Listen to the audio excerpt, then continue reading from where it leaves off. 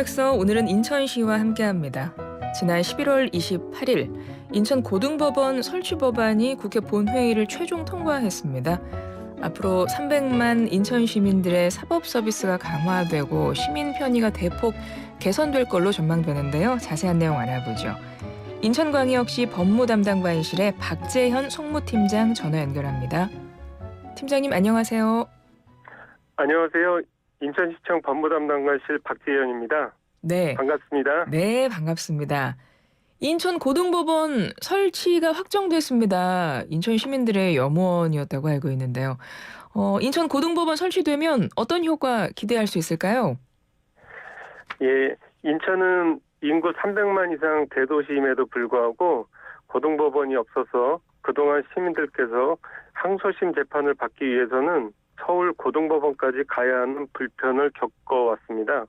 앞으로는 가까운 곳에서 신속하게 재판을 받을 수 있기 때문에 사법적 기본권 확보는 물론 사법 서비스의 질도 한층 개선될 것이고요. 법조 인프라가 확대됨에 따라서 다양한 인재 영입과 새로운 기업들을 유치할 수 있어서 일자리 창출 등 지역경제 활성화에도 많은 도움이 될 것으로 기대합니다. 인천고등법원 유치하기 위해서 정말 많은 노력을 해오신 걸로 압니다. 어떤 노력들 하셨어요? 네, 작년 4월 달에 인천지방변호사회와 인천사랑운동 시민협의회 주관으로 범시민추진위원회가 출범했습니다. 출범 직후 5월부터 8월까지 약 3개월 동안 인천고등법원 유치를 위한 시민 100만 명 서명운동을 전개했는데요.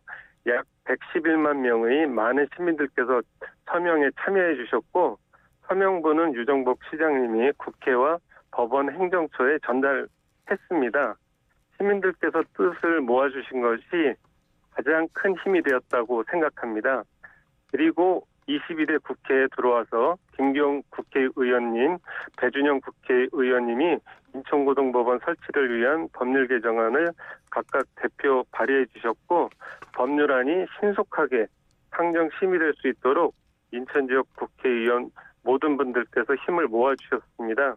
이번 결과는 시민 여러분과 인천 지역 국회의원 그리고 인천시가 합동으로 이뤄낸 성공적인 사례라고 볼 수 있을 것 같습니다. 네, 와, 정말 대단한 노력을 하셨고 거기에는 시민들도 정말 큰 몫을 하셨네요. 100만 명이 그렇습니다. 넘게 그쵸 서명을 하셨다는 이야기는 인천 시민의 3분의 1이 서명을 하셨다는 얘기잖아요. 예, 맞습니다. 그렇군요. 이런 노력을 하셔서 드디어 22대 국회 개원되고 나서 신속하게 법안이 통과됐습니다. 네네. 그래도 또 인천시에서도 어떤 전략을 좀 세우셨을 것 같은데 그건 어땠나요? 네네. 그 인천고등법원은 지금 서구 검단 신도시에 건축 중인 인천지방법원 북부지원 개원 시점에 맞춰서 2027년 하반기 정도에 시작하는 것이 그 시기적으로 적절하다고 보았고요. 행정 절차 준비 기간이 약 2, 3년 정도 걸린다는 것을 고려하면은 올해 9월에서 12월까지 열리는 국회 정기회에서 반드시 법안을 통과시켜야 한다는 그런 계획을 수립을 했습니다. 그래서 22대 국회가 개원하자마자 인천 지역 국회의원실을 방문해서 인천고등법원 설치 법안 발의를 요청을 드렸고요. 앞서 말씀드린 대로 김기용 의원과 배준영 의원이 각각 여야를 대표해서 발의해 주셔가지고 추진 동력을 확보할 수 있었던 것입니다. 그리고 법률안 심의는 보통 11월부터 집중적으로 심의되기 때문에 유정복 인천시장님과 인천시 공직자들은 10월 달에 한 달 전인 10월 달에 집중적으로 국회하고 법원 행정처 등 유관기관을 찾아서 인천고등법원의 필요성과 당위성에 대해 설명을 드렸고 별도의 대규모 건축 비용 등 국가재정 부담 없이 고등법원을 설치할 수 있다는 점도 강조를 했습니다. 국회 법제사법위원회에서 어떤 내용들이 논의됐는지도 좀 궁금하거든요. 예, 지난 11월 26일 국회 법제사법위원회 제1소위 위원회가 개최되었는데요.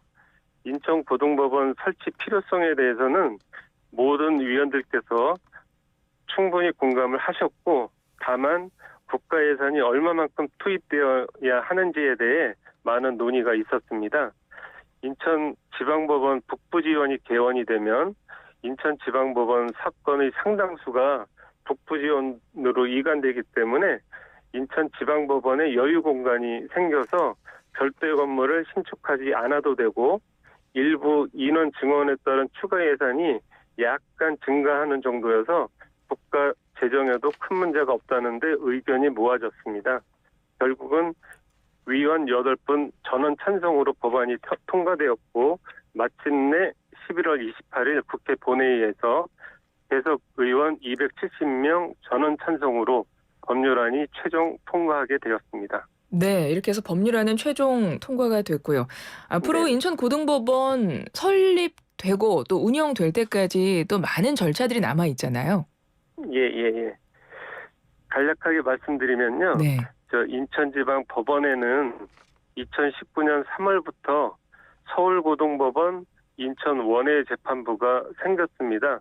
그래서 민사사건하고 가사사건, 항소심 사건을 담당해 왔는데 그 청사 사정상 형사사건하고 행정사건은 못하고 있었습니다. 그런데 올해 5월 5층 규모의 별관이 신축되면서 내년 3월부터는 형사사건하고 행정사건을 담당하는 원해재판부도 생길 예정입니다. 따라서 실질적으로는 내년부터 고등법원 체계로 운영된다고 보시면 됩니다. 즉 민사, 가사, 형사, 행정 등 모든 항소심 사건은 인천에서 받을 수 있게 되는 것입니다. 그리고 고등법원 설치에 따라서 정원 조정이 이루어질 것이고요.